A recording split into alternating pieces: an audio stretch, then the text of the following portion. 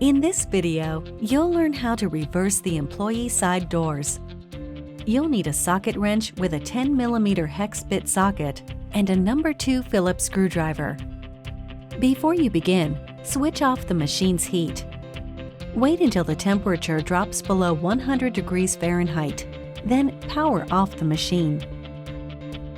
Begin by opening the employee door as far as possible and hold it open.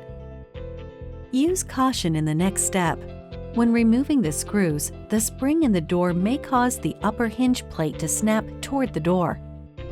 Use a Phillips screwdriver to remove 2 screws from the upper and lower right corners of the door frame.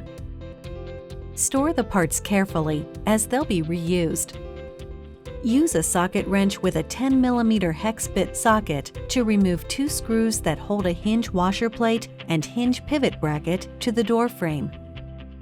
Store the parts carefully, as they'll be reused.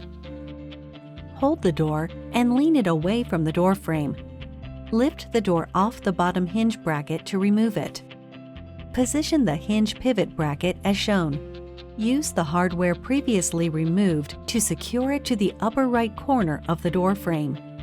Position the door as shown, then align and insert the pivot bearing into the stud of the hinge pivot bracket at the upper right corner of the door. Hold the door open. At the lower right corner of the door frame, line up the hinge plate with the hinge pivot bracket. Hold the washer plate against the hinge plate and finger tighten a hex head screw into the left hole of the washer plate. Finger tighten the second screw into the right hole. Then use a socket wrench with 10mm hex bit socket to tighten both screws.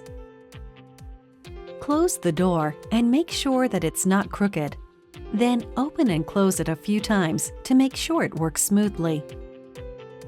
Repeat these steps for the lower door and you're done.